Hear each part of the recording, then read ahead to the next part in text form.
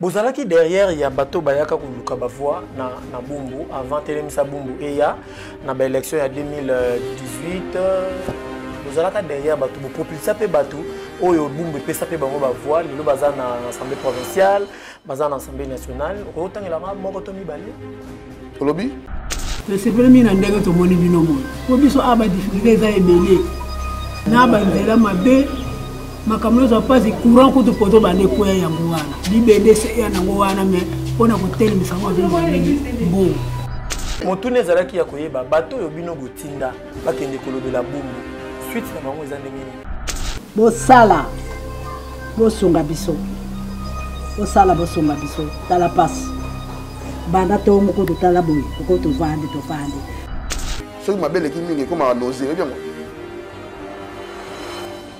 obi ke so mingi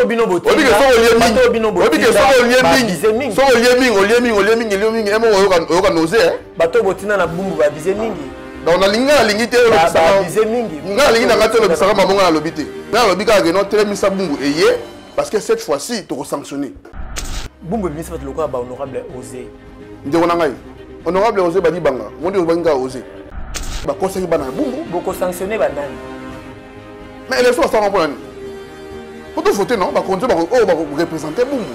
Ok. On va représenter Biso dans l'institution. Donc vous sanctionnez on va représenter Bino. Et puis tu as besoin de me mangai, mais on a vu que Télémissa Bumbu est à peine après avoir constaté beaucoup des abus.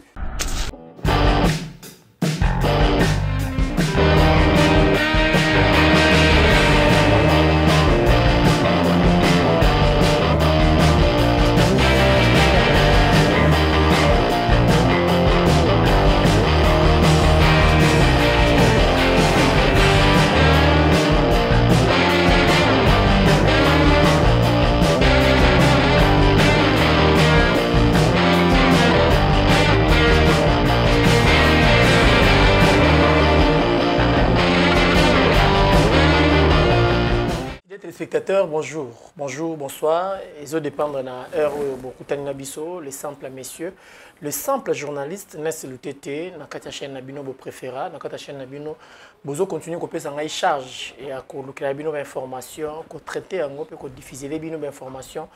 Ndenge kaka ngai nazwa devoir ya ko sala pona bino pe bino bozwa maman na devoir ya ko s'abonner, ko partager. Kotika nga ba commentaire pe ba like na bino ndezo sala force na ngai fidèles téléspectateurs batu balobaki mingi bumbu cette fois-ci bumbu sort de son silence na ko lokela bino un natif ya bumbu pour to beta masolo kaka ndenge zalaka na yoki adage mezo ba mikolo ba député ba komo yamba ba téléphone Big dédicace nanga na yo moto za kolanda biso mama Rachel Ngoi na papa Kyungu Anna na peso pembote siko ozali mama Mokonzi là où repose la confiance du chef donc na peso mbote Lauriane Kanga donc veillez ba big dédicace joyeux anniversaire moi c'est Mokonzi moi c'est Réal moi c'est patron aza patron moi c'est chef aza pe chef na peso pembote mingi siko zolanda biso yo Starly Lima siko ozali le grand réalisateur puissant et puis humble. Merci mingi pe na yo moto ndimi ko landa biso na moment o za ko tala biso za na téléphone, télévision, ordinateur, iPad, za na Europe, na Amérique, na Asie, na Afrique, par-ci par-là aux alliés. Le simple monsieur, le simple journaliste, je tiens à vous remercier et puis à vous saluer de là où vous êtes. Na meni du jour na biso ya lelo, j'ai que deux sujets, deux points très importants autour de la lelo. Ce qui se passe na Bumbu et puis allons vers les élections. Parce que tout ça déjà na fièvre d'élection, tout ça bundana, enrôlement. L'élo, enrôlement, et comme il faut s'enrôler bien, il faut qu'il y ait une foule, une fanfare. Bah, on basa déjà dans l'Assemblée nationale, basa ko bandasko ko utiliser population ou ba vota qui ba on peut pas kende ko s'enrôler.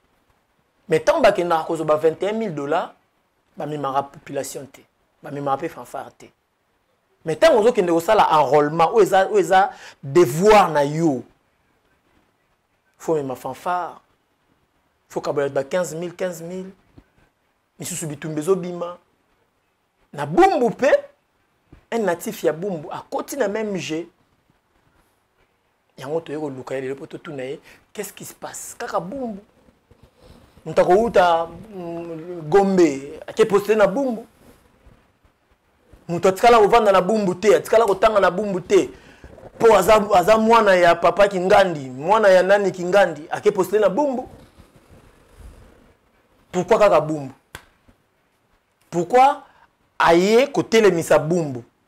Lui c'est Merlin Kamalandwa ndeto kokabula na plateau mokolo alelo na pokwa oyo zwami kotala biso ndeko Merlin mbote mingi na yo mwana mboka nesulutete pe bonne année. Merci beaucoup. To bien honorable to bien yo kaka Merlin Kamalandwa. Pona nini honorable? Kasozo sala makambo honorable bazo sala ti. Non, bon honorable ba sala makambo na te. To bandi déjà émission ndeko est-ce que vous pouvez se présenter au vrai na large détail na union? Merci. Comme on a Merlin Kamalandwa, Mei, naza congolais, natif ya commune ya Bumbu. Commune oyo obanayi kolingate hier comme linga lelo. Naza jeune, entrepreneur. Voilà. Moi na Bumbu na bino wana makambo kili hein.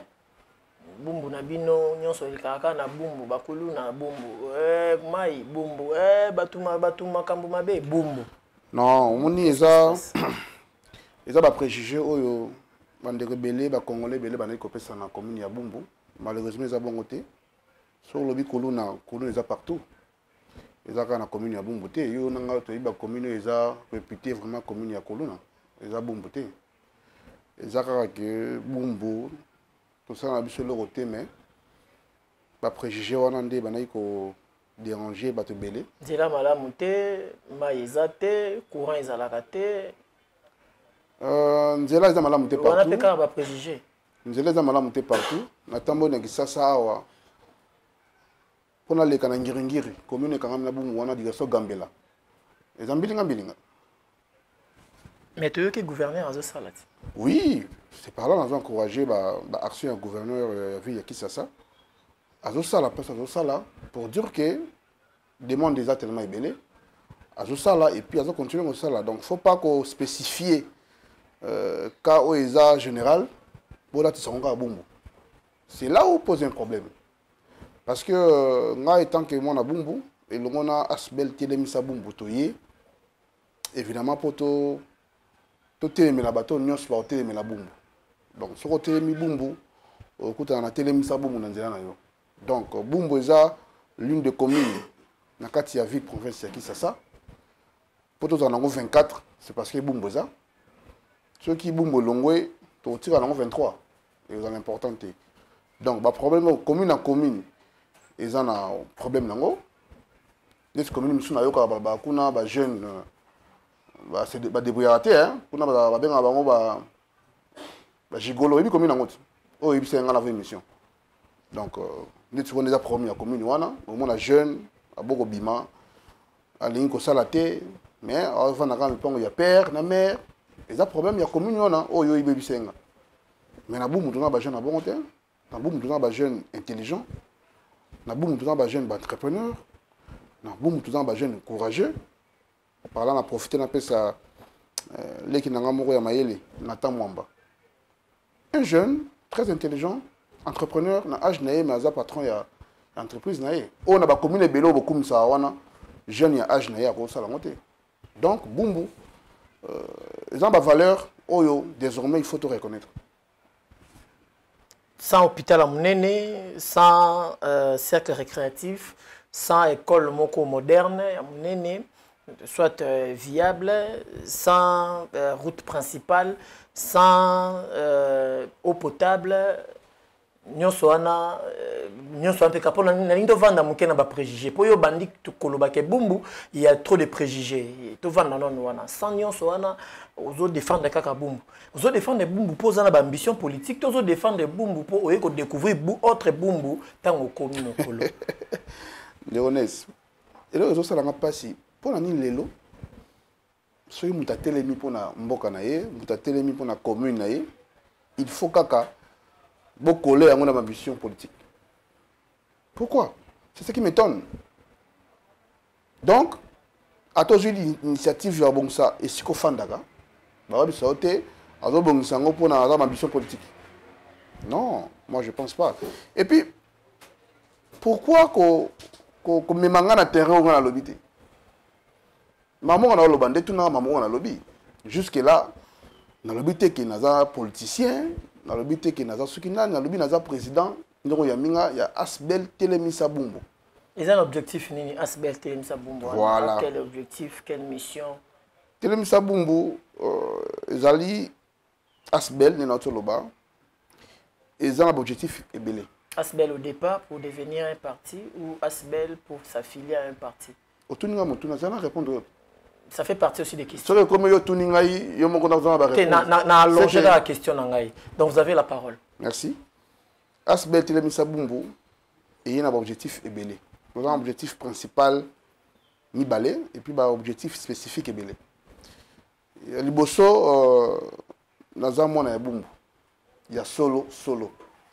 Comme il y a la moine Bumbu, il y a solo. La Bible est chrétien, moi la Bible, il y a sur le bas qui, en vérité, je vous le dis. Alors, répétez quand le banaya le dit, en vérité, je vous le dis. Ma bête en mi-balé, en vérité, je vous le dis. Donc, au moment où Bumbu, il y a solo, au moment où Bumbu, il y a soloté. Donc, pour dire que Bissobana Bumbu, il y a solo. Tout ça qui est révolté. Moi, personnellement, j'ai été révolté dans beaucoup de choses. Notamment, je me souviens quand je fus écolier, à Tangi na Bumbu, dans le complexe scolaire Lembo, et il m'a été dans la salle qui est dans le collège John Mabudi, à l'époque Institut de Kassai, et dans la Gombe. Voilà. Par manque des instituts, des écoles secondaires viables. Vous avez la parole. Hein? Vous avez la parole.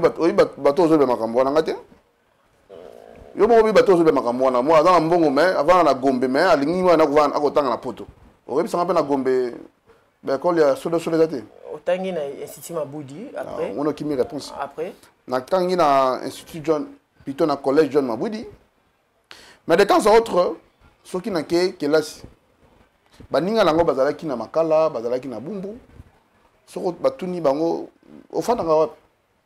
Bamanai ko yoka soni pour le bagavana na Bumbu. Pourquoi ils ont raison na bango? Alors, ngai j'étais le seul ofanda wapi na fanda na Bumbu. Et puis Bumbu ya wapi kota kalamu. Oh même yo ngako yati wana. Mbule betia na moni caméra na okuna te hein. Na habité so pona nini. Alors, Zalaki, déjà, à son temps, Zalaki fier il y a qu'à appartenir à Bumbu. Parce que Bumbu, c'est ma commune. La RDC Zambokananga, Bumbu, c'est ma commune. Alors, ça me dérangeait un peu. Et deuxième raison, c'est que Bamvoule auto beta beta. Bamvoule beti, dégué salami par-ci par-là. Mais là, ça n'a pas si. Bumbu mutalobe na ngazate. Et ça la bino ba pandisango. Na moni caméra nécessité na Bumbu et ça attaque constat. Na moni ngote. Na habite soko ya ki poso ya kinga na yeba. Mais na yoki par contre bolobel ba commune belé. Oh na kingani boye basali boye. Oh na matete. Na habite pour na nini matete za commune, Bumbu za communauté, là je ne sais pas bino ne boye ba pour na ni bosala ki discrimination là. Alors, et révolté ngai. Et comprendre que Bumbu toza na nzonzi te. Nzonzi na Bumbu azate. Ya omoni conséquence yo balo ima moné zalaka. Non balité, on bala déjà. Au perdre idée par rapport à au pour ba mitune ezali. OK. Mitune ezali. Mitune ezali par rapport à ma campagne. Na comprendre na bossa. On continue mon keko. Banamulo ndeo no balité pour na monde alliance ezate. Bato babala ba ebike. So ningo ke no bala foza la nzonzi ya solo. So dans nzonzi ya solo te ata ba sengyo $6,000. Pour un nzonzi ya faible. Au pas à 5,500. Mais so kutani na porte-parole nzonzi ya solo 6,000 euros comme 1,000. C'est ça les vrais problèmes ya Bumbu. Non seulement tout dans une zone d'ité,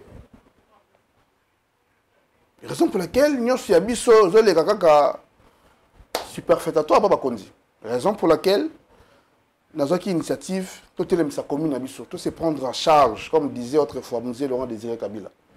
Ngala bande koto sangani, ba s'adhérer na idée na de sali telemisa bumbu. Alors objectif à bumbu, il y a telemisa bumbu ça.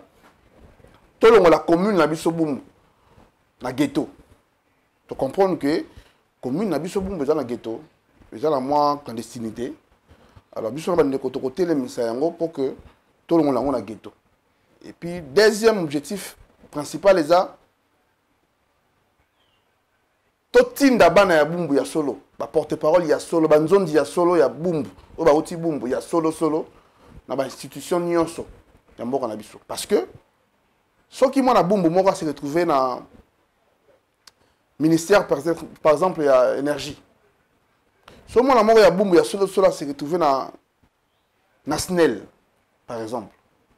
Pensez-vous vraiment que malgré il est là pour la nation, mais même hier sur banda qui allait et fait de toutes les nations mes disciples en commençant par Jérusalem. Donc faute ya rozanga ba porte-parole na ba institution nyonso ya mboka. Yango sali que boum le lot subir. Ba conséquence tout ça lango ba porte-parole bazate mutako la bumba zate nzondi ya zate. Ça fait combien de temps? Ça fait combien de temps depuis comprendre que bumbu buzalaki dans le noir, vous êtes dans le noir puis au linisco opelisa mwinda. Ça fait combien de temps? Non, je disais tantôt ici zaki depuis un bon moment. Na autobétolé depuis nazaki na classe. Mais c'est net tout l'attendre. Ba ça la monio sauter na au lal de miki boina le ngé bimi, chaque chose à son temps. C'est vrai constant eza amatango molai kasi nazela ki tango beta po to ngai ko zela tango susu so ngana salité tango susu ndeko nanga x ko sala so bon peut-être lokola ngai nazana no kotoyo ndeko y ko sala mais na moni bande ko ba sala ka eloko yango yo moko zui qui n'habite en tout cas bumbu za avant traité quand même bumbu bumbu za biso bumbu epesi biso nga bumbu epesi peuple congolais Merlin Kamalando.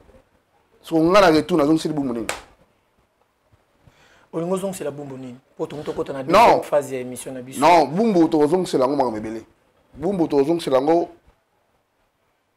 ba manifestation par exemple pour sensibiliser les jeunes.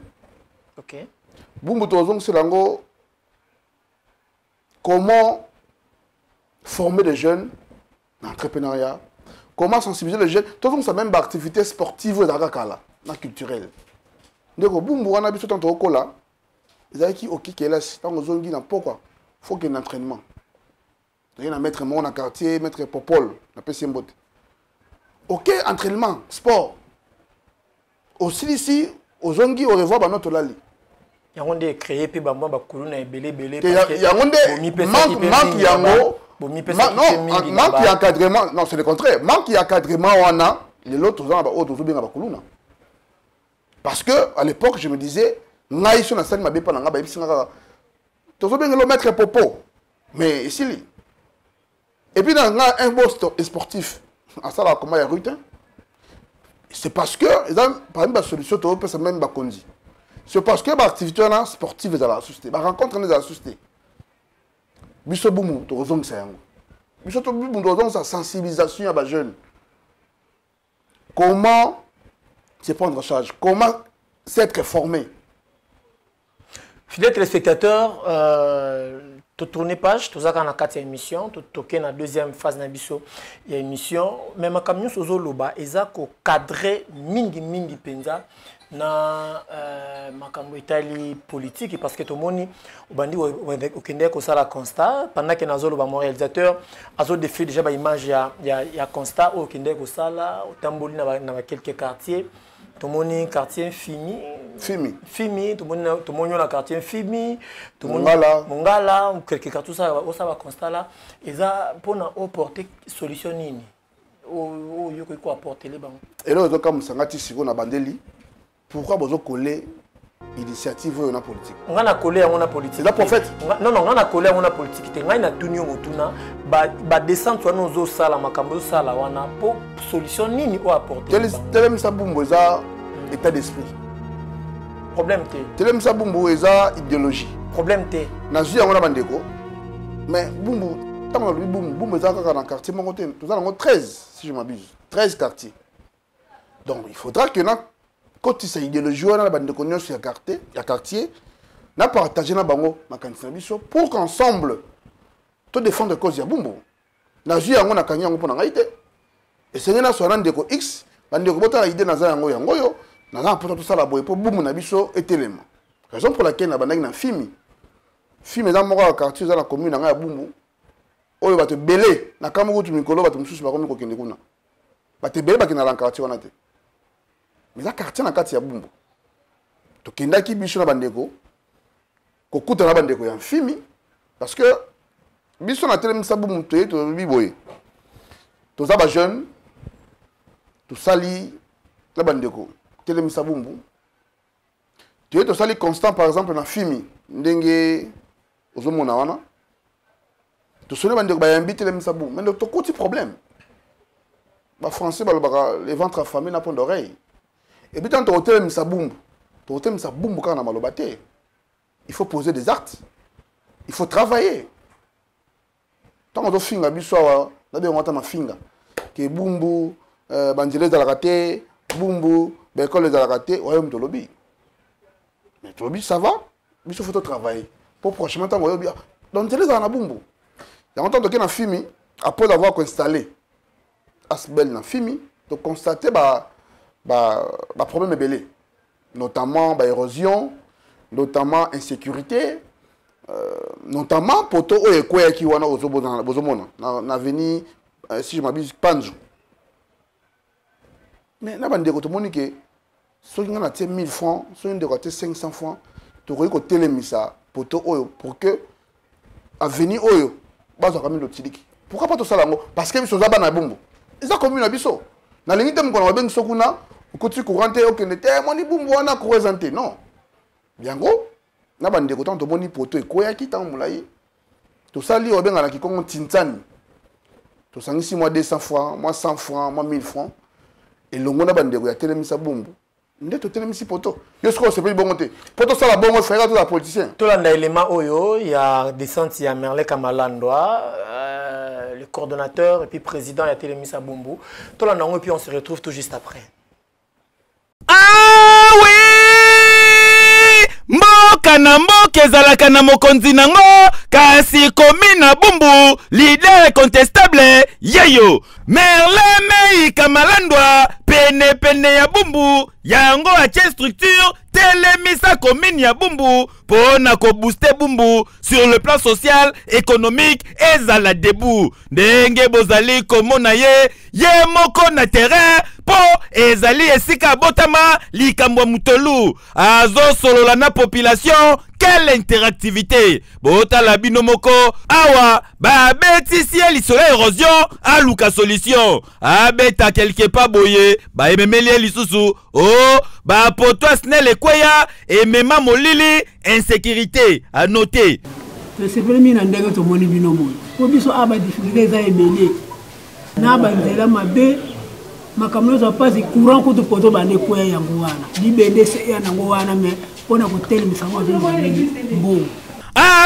avoir koyoka badolea sa population, Merle Mei Kamalandwa pour moya bana Bumbu atalisi bangoke le 6 janvier oyo misale ko banda pona ko bongisa poto oyo elonga te population Bumbu bonne nouvelle. Papa Merle to tomeli penza bobu malamu pour vike asala penza au moins la kapona ba biso ba peuple. Toko tse maboko pona ndenga bosala lokola balobi ke to télémisa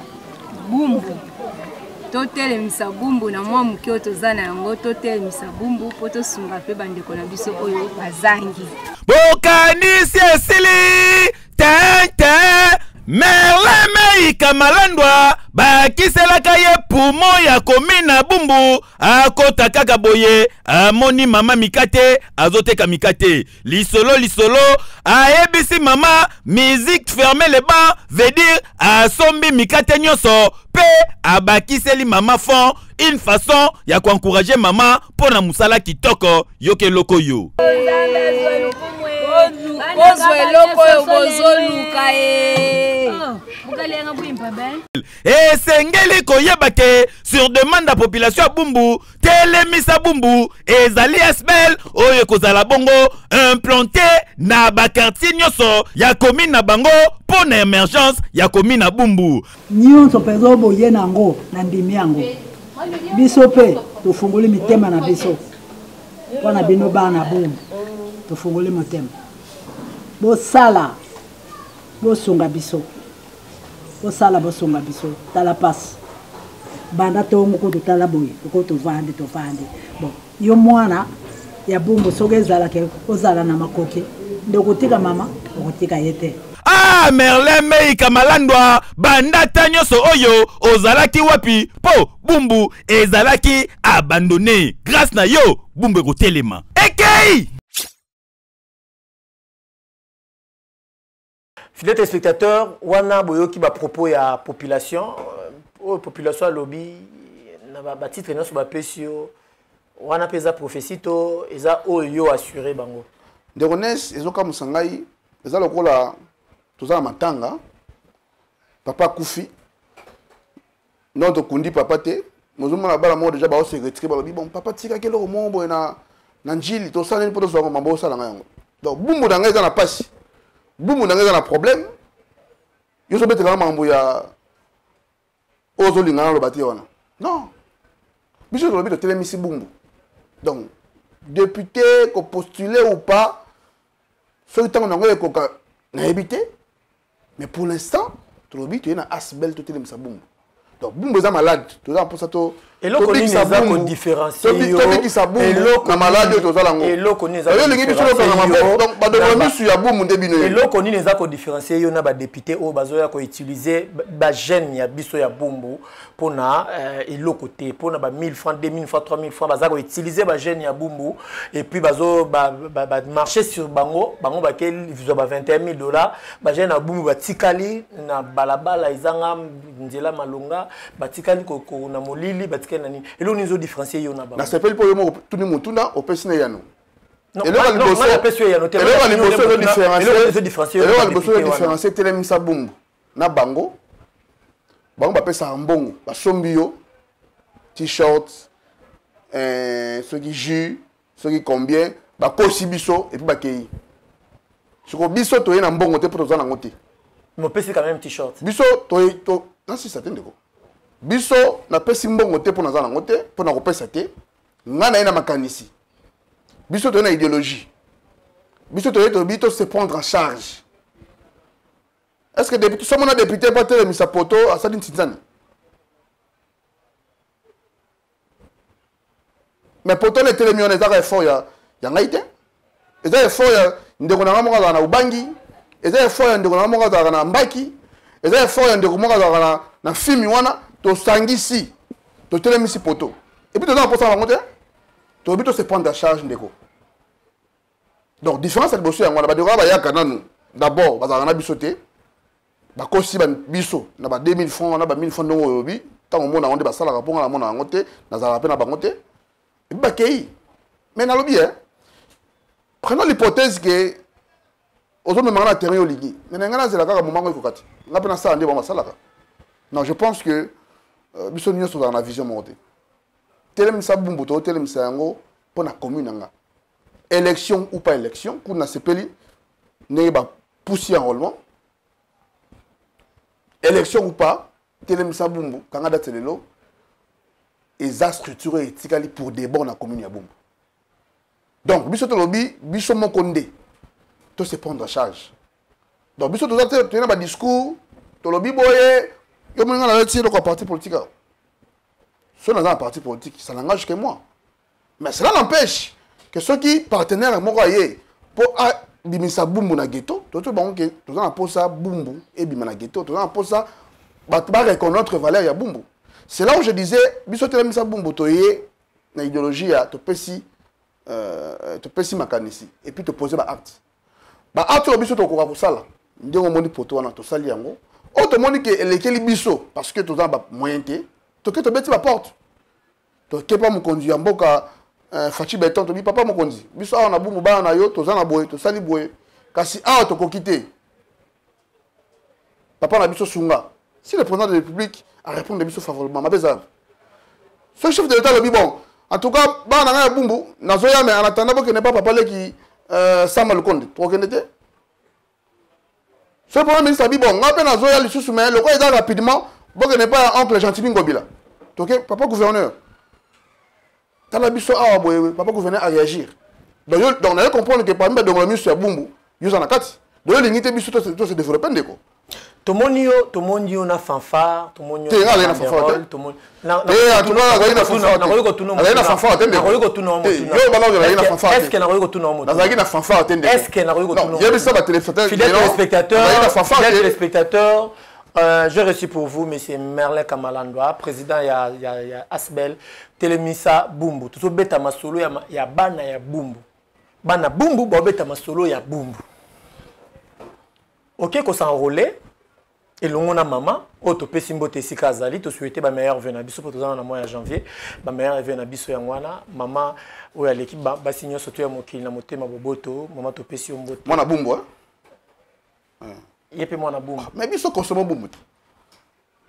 Donc biso la consomme bumbu, est-ce que na va continuer mission? Non, on a rappelé que boni, tu comprends bumbu. Est-ce que na va continuer sur la taille, on le temps comme bumbu mingi. Est-ce que na va continuer mission? Ils ont comme 50 euros. Tu peux si maman beauté, ndeko Merlin Kamala. Moi na bumbu. Maman to pesi mbote bisiko ozali. Moi na bumbu ya solo. Mais ndeko OK ko s'enrôler.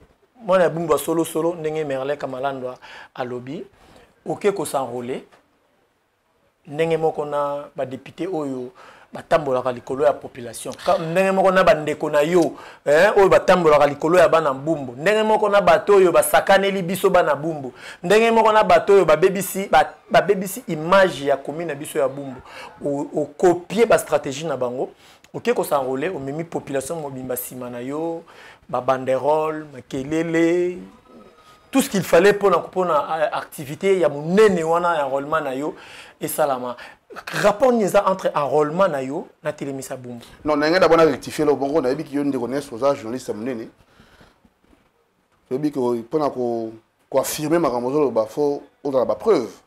La image est ali hein.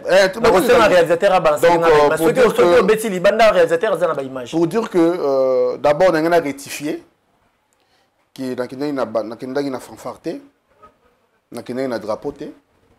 Peut-être que moi les formé pas ba service na yo. En fait, on a la bumbu. On a entendu ça tout à l'heure.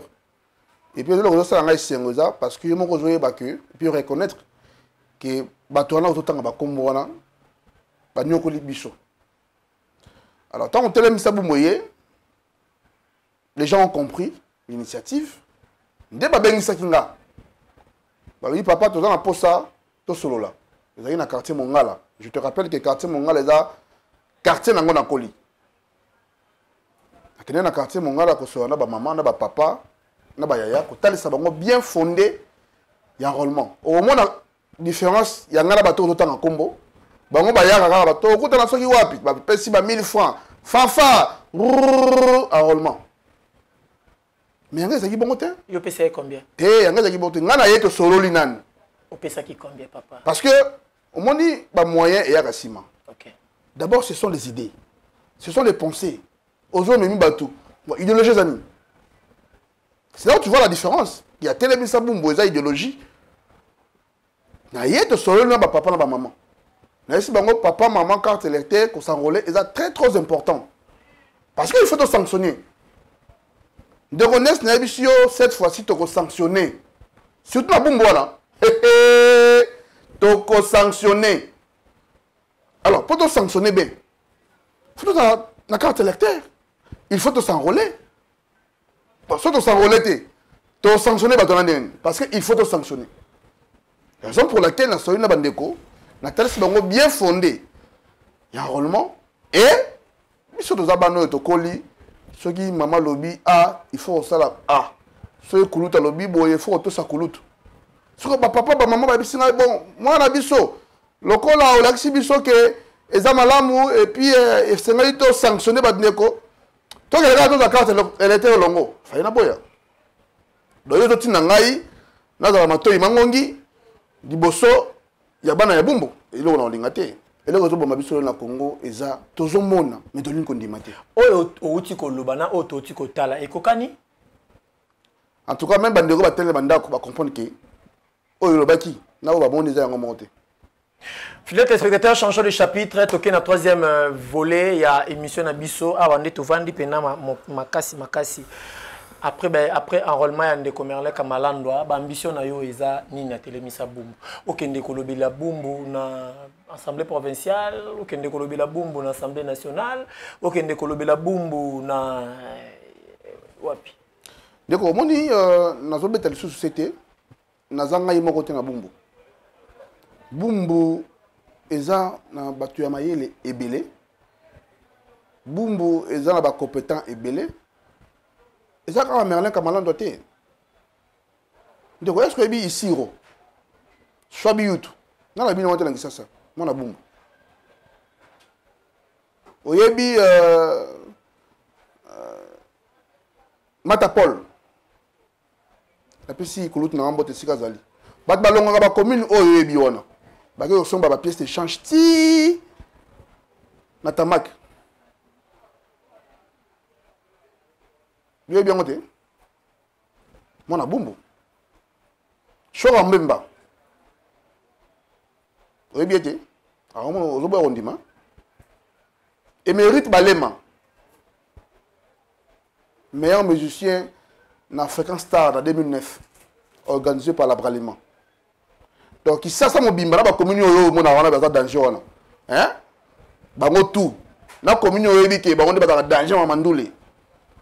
Mais moi na boum moko Émérite Balema on t'emporte. Donc pour dire que Bumbu est dans la valeur rebelle, il faut quand même il est temps vraiment que tout sortir Bumbu na clandestinité. Alors bah monsieur Zebele pour l'instant, tous en étape, tous installés Télémissa Bumbu dans chaque quartier. On a tout à l'heure, tous en 13. Jusqu'ici, tellement de demandes des ébélés, tous en 6 quartiers. Et tirer le quartier, il faut installer Télémissa Bumbu. Au bas de la biso déjà, ma boque en fondement. Tous en ambition, il y a organisé un échange d'idées dans les jeunes. Dans l'initiative, il y a formé les jeunes dans l'entrepreneuriat. Mais quand ils ont formé Belé, on a développé la tête pour le mis sur la Barozoango, Bakin de Kosalayango et Penabango. Donc, nous avons invité par ici, il y a Bumbu. Bas adhérer massivement dans Asbel Télémissa Bumbu, pour tout Télémissa commune à Bisso, ensemble, pour que Bumbu Zaiki lobby, Bumbu Bano Kanta lobby, et la Bumbu ya yelote, et la Bumbu ya lobité. Alors, Naï Nabandeko, nous avons entendu tout à l'heure, Tozo ko implanté nan Télémissa Bumbu na 7 ou 8 quartiers Tikali, mais aussi il y a un tête qui biso to kanga maboko. Tous organiser ba salongo na biso. Tous organiser là où il y a des problèmes sur le plan peut-être il y a l'électricité, tout lequel a une solution. Par ici na zo senga na mokonzi ya ville Kisasa. Excellence monsieur le gouverneur Gentili Ngobila.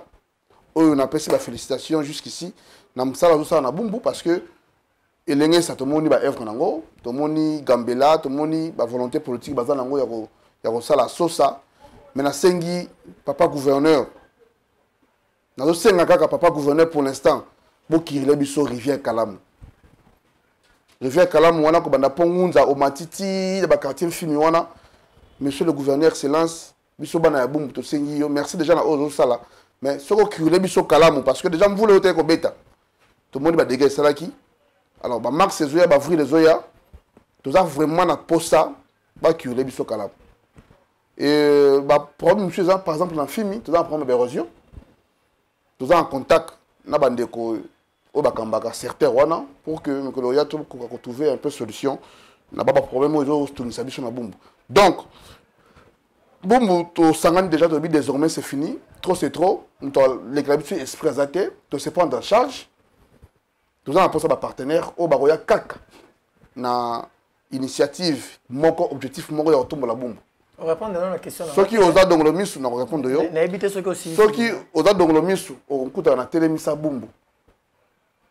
Nandiana yo. Qu'est-ce que ça y est?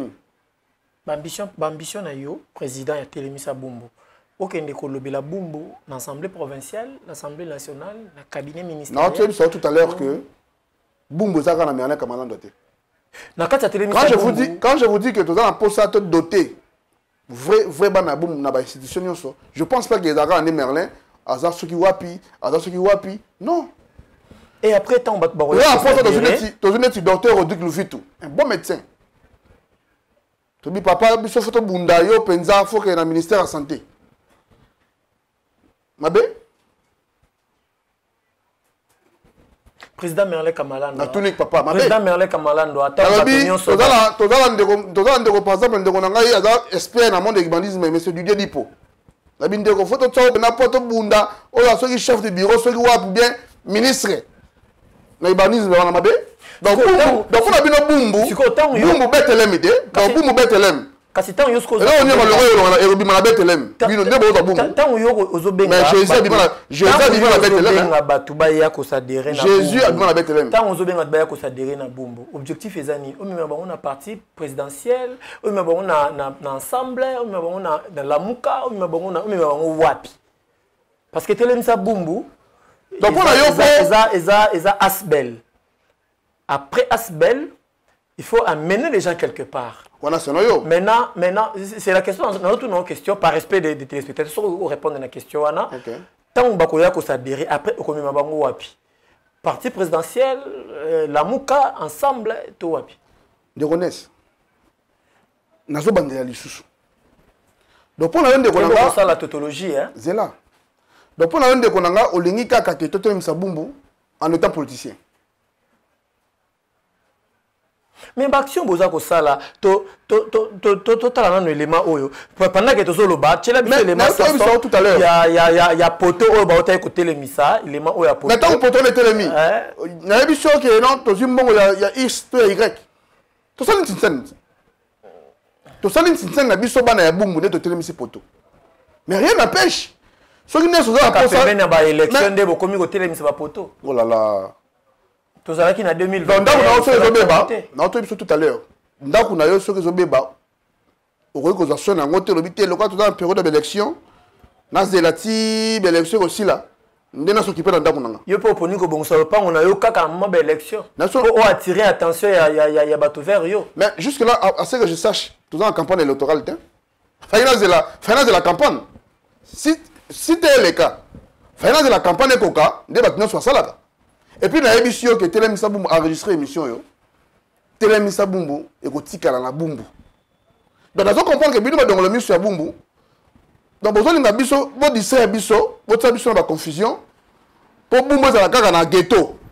Donc, le roi Moni va tout balamuki, dans le bel commune la bango, toqué to beti ba porte, ana yo senga papa gouverneur ya mboka, akire biso kalam. Sora saliango et comme le sumu. Ndelo bi que non, le roi saliango c'est que Bumbu wana il fallait de la capola ni asaliango. Non. Pourquoi il salami par Telemisa Bumbu faut voter ngai. En tout cas discours wana ngana za nangote. Raison pour laquelle za ngona nous teto za nangote. Discours wana ngana za nangote. Ngana ebisho Telemisa Bumbu to ye biso ba natif a Bumbu. To se prendre en charge. To lobe la commune na biso ya Bumbu. Mais na lobi hein. Ce qui ndeko nanga n'entend par exemple. Il y a tsena Libaya. Abimi député aye ko sunga Bumbu mabeza biso to soutenir bateau ba ligne développement ya commune ya Bumbu muto nyonso amoni capable muto nyonso amoni que il est prêt ya ko soutenir Bumbu ya ko aider Bumbu ya ko faire développer commune ya Bumbu il est le bienvenu. Tu peux ne pas passer par Telemisa Bumbu pour nous choquer yo. Il peut ne pas passer par Ngayo dans Zoloba biso to za pour ça intérêt ya Bumbu. Donc si tu trouves que en tout cas, Bumbu, ils appellent commune, quelque chose dans Bumbu. Tu peux ou ne pas passer dans Telemisa Bumbu, mais bien sûr, là, on passe à Bumbu. Et ton maman. Donc, il y a Bumbu, ton maman. Avant Telemisa Bumbu. Avant Telemisa Bumbu. S'il vous plaît, mon Konzambo, attends, on dit 145 territoires, un projet à 145 territoires. Et là, c'est fini. C'est un développement à la base. Tout se prend de charge. Il y a un Nzambe, écoute, on dit, on doit pour bosser en Mabé. Parce qu'il fallait que Nzambe le roi Zanango Belé après Sarabi Sokaka. Na biso na départ que Bumbu tout ça pour Yanzondi. Donc le famille mobile, le roi nzondi ya sola ye, okom kobanga. Non, telemisa bumbo ye, nzondi ya sola ya bumbo ye. Autre beta porte au lembate, donc papa gouverneur, papa biso awa nzela boy. Papa biso awa parce que d'abord député ça l'anzela. Non. Papa ministre biso awa na bumbo to lingi boy. Maman bourgmestre, maman bourgmestre sika o aye to pesier le monde depuis à la bienvenue na commune na biso. Soit ça va action malam, to soutenir rien. Soit ça na pour développer bumbo. En tout cas maman bourgmestre na kombo ya telemisa bumbo. Na ngamoko toza na posa kaka développement ya commune ya Bumbu. Kaka na yo moko na ba mama telemisa Bumbu ti kaka na. Na bandai na bango. Ah d'accord. Na bandai na kombo ya telemisa Bumbu na yanga. OK. To bisi mama bourgmestre ya commune ya biso ya Bumbu. Aza la bienvenue. To ko soutenir yé pour le développement ya Bumbu. Donc pour te répondre directement pour dire que nous sommes derrière bateau Union Subaza pour que Bumbu et au moment. Bozalaki derrière il y a bateau bayaka ko luka ba voix na Bumbu avant telemisa Bumbu et il y a na ba élection il y a 2018 bozalaka derrière bateau bo propulser pe bateau oyo Bumbu pesa pe bango ba voix lelo baza na assemblée provinciale baza na assemblée nationale ko tangela moko to mibale Olobi bateau yo bino bana ya Bumbu bo chama boko po bakende ko lobela Bumbu dans l'Assemblée provinciale. Non, je pense que Telemisa Bumbu. Avant Telemisa Bumbu, il y a Ozamwana Bumbu. Dans le cas d'autres, n'a question à mort. Ozamwana Bumbu. Ah, on a tenu Mutuna, on a tenu le col à Mwana Bumbu. Nae Awa, Oyaminga, le col coordonnateur, il y a Asbel Telemisa Bumbu. Et puis moi, on a Bumbu aussi. Nazamwana Bumbu, mais dans un mandat à commune à Bumbu pour le bana compte, c'est bana Bumbu. Mutuna Zalek. Donc Mutuna Tuna wana qui bateau va faire sa chance wana. Ndeko Merlin, Mutuna Zalek yakoyeba. Mais Oyambinga na lo balanga sauté. Mutuna Zalek yakoyeba, bateau yo bino botinda, bakende kolobela Bumbu. Suite na bango ezandengeni. D'accord, répondre. Vous avez la parole. La émission Telemisa Bumbu bandeye, la raison pour laquelle on a échangé avec Bandeko. Autre lobby, tu as sanctionné. Donc, c'est la mission de l'élection, et Zoya, bateau au biso tu repères sa mandat. Bateau au biso tu repères sa confiance. Soyez bas sali mangamboyo. Biso to tindaki bangote, nde ozonga mutuna. Pour sanctionner l'élection. Ozotuna mutuna oyo Telemisa Bumbu. Ezalate, raison pour laquelle yo mo constater que ba conseiller bana Bumbu. Boko sanctionner banani. Mais l'élection ça va pour l'année. Pour te voter non, ba représenter Bumbu. OK. On va représenter biso dans l'institution. Donc boko sanctionner ba o ba kende ko représenter bino. Ndonnes. La bi terrorisme ngomé mangai, mais ngana bisio que Telemisa Bumbu est à peine après avoir constaté beaucoup des abus, tu peux si mot d'ordre, bien tu peux ça mot d'ordre. Tant au moment où il y a l'élection, mais pour l'instant tu lobby, tu travailler. Pour l'instant tu lobby, dans le moment où il y a l'élection, tu vas sanctionner. Donc je suis monique, pour sanctionner on a besoin d'informations. Donc c'est que il y a des bateaux il faut pas sanctionner. Kasi bino Telemisa Bumbu ngo sanctionner, bo sanctionner siko banani. Non, c'est pas le cas parce que on de connaissent. On dit même qu'il y a ceux qui est l'équipe mingi, ceux qui m'appellent l'équipe mingi comme à nausée, bien. Obi que ceux qui obi que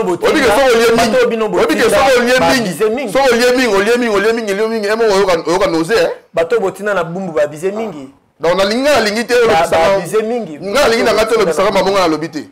Na lobika que non Telemisa Bumbu eyé parce que cette fois-ci tu vas sanctionner. Donc on comprend que yo obi bato faut pas sanctionner. Bumbu ebimisa ba député locaux la na moni réalisateur azo sanga to komi déjà na suka ndeko Merlin Kamalandwa. Aussi c'est un Bumbu ebimisa ba locaux ba honorable Osé. Ndeko na ngai. Honorable Osé Badi Banga. Mon Dieu Banga Osé. Osé Badi Banga. Honorable Osé Badi Banga. Honorable Osé. La PCM Bote Sigazali. Il est excellence. Il est respect son excellence. Il est parmi bato bo sanctionner to ye aza mise à part. Mais yo zo kota secret à vote pourquoi? Moi faut tout yo zo banga o limité à la on a problème. Na tuni kasi bino bo sanctionner. On a tuni bo sanctionner il est parmi to pour ne citer que lui. Pour ne citer que lui. Na Bumbu ebika ye. Na yebika ka ite na yebi belé na bi pour ne citer que lui. Fidèles téléspectateurs, to komi na suka émission na biso, to komi ko chité, les bonnes choses ne durent pas. Comprenez que na yambi moi na Bumbu, on veut dire né grandi à Bumbu, à se défendre commune na à Bumbu, pe azali coordonnateur il y a structure wana Telemisa Bumbu. Ne Merlin Kamalandwa to komi ko na suka. appel na yo na bana ya bumbu baza libanda bao baza na kati bao bakima bumbu pour la sécurité bao bakima bumbu pour na mankanzela bao bakima bumbu pour na makambo songolo pakala message ni nous ko adresser pa ya bango pour na boter les misabumbu ensemble. Merci Ndeko, na profiter vraiment na micro na yo pour na ko be la bana ya bumbu partout bozali ozali bana ya mboka ozana RDC bumbu za commune na biso totele misa yango elongo ndenge tozolo bana slogan na biso tous unis pour défendre la cause ya bumbu yo peut-être qui confiance au peut-être qui peut-être valeur pour la commune ya bumbu to lobi c'est le moment zongi sa confiance na commune na yo tele misa bumbu yango e asbel kota na vision ozana projet ozana vision ozana makanisi pour na ko développer commune na biso ya bumbu tele misa bumbu ezali. Tout à l'heure, tu peux ou ne pas passer par nous, ça ne dérange pas, mais tu as un souci de nyonso, to tombola commune ya bumbu. Mais pendant bandeko balingi ba rejoindre biso na vision, tu as na avenue Kibunda numéro 114 na quartier Kwango, mais aussi beaucoup contacter biso na plus 243 85 06 44 200 plus 243 85 06 44 200 tout sangana elongo afin que bumbu et za la commune oyo bato baseka ki lobby kasi eza la commune oyo bato bako sepena ngo lobby pe bako ba initiative na biso pona ko tombola ki sasa mobimba et puis na profiter pour na ko pesa ba mes condoléances na famille ya président Achiko za na matanga bumbu za na matanga moko ya biso na kombo ya Achiko auto ko tika biso alors toza wana nikolo nyonso ya bomoni même baba noir na tolati pour kolela na famille ya président Chico kala mingi te ko sa programme pour tout tika ndeko na biso na dernière demeure na ye. Merci. Merci mingi batu bolandi biso, merci mingi honorable te naza honorable Merlin Kamala. Naza Merlin Kamala ndo benga ngai natif ya bumbu. To so ligi benga ka telemisa bumbu, miko ba benga telemisa bumbu. Merci mingi ndeko Merlin Kamala ndo coordonnateur ya Telemisa Bumbu. La peine s'appelle pour enfin beaucoup de bien avant la boum bon avant l'émission. En tout cas, merci de nous faire Télémissa Bumbu tous unis pour défendre la cause ya Bumbu. Toko minasuka. Merci de l'invitation na yo. Na c'est pour là où na Bumbu. Bon les invitations balancées, Junior Mbouyi, les caméramans Boga puissant et puis costaud. Eux qui invitation wana constat ya érosion, constat musala ou ndeko Merlin Kamala nazo sala na Bumbu. Motuna pa population soki mosala wana eza pour quelle fin parce que biso toza wana te pona ko sala ba éloge mais toza wana pona ko accompagner na vision nyonso surtout ezo senga na moto pona atonga Congo malamu totikala na kimia to continuer ko consommer be mission nyonso toza kata chaîne na biso ana lo mele na robosa na yote partenaire privé. Et puis, yo moto après juste émission, moi message écoute ça la rangai vraiment ba vrai bien analomele. Ngai pe président balema na Bumbu na peso mbote belé sikozali bana nyonso ya Bumbu na Kwango na Mbaki na Ubangi na peso na mbote belé. Tozo si ça déjà émission. Et ça biso malite. Ngande na yambio. Donc on peut savoir la Bumbu tete. Bande ko comprendre que dongolo nyusa Bumbu penza yeyo. Donc so na komi mama Bumbu yazo lingati. Na tikas. Bana Bumbu to pesi binombo te bisika bozali bana nyonso tu ya Fimi bana nyonso ya Kwango bana nyonso tu ngai ya bino nesi lutete les simples messieurs les simples journalistes je suis toujours là pour défendre aussi la cause ou les causes ya Bumbu. Nous allons interpeller le gouverneur de la ville jusqu'à ce que à cause mon cano ya okende ko curele biso rivière ya Kalamu et puis to continuer toujours coller la mokonzi ya mboka azoba décision pour être commune na biso pe ya Bumbu elongwa na zone rouge biso pe ba jeune ya Bumbu totelema ba oyo bazo sala ba pratique ya ba machette ya ba nini botika bo s'adhérer na Télémissa Bumbu oyo ndeko Merlin Kamala nazali ko kamba poto redorer image na biso ya Bumbu bientôt to kita na descente kuna na Bumbu pona kozwa misala oyo za ko salama botika malamu à la prochaine.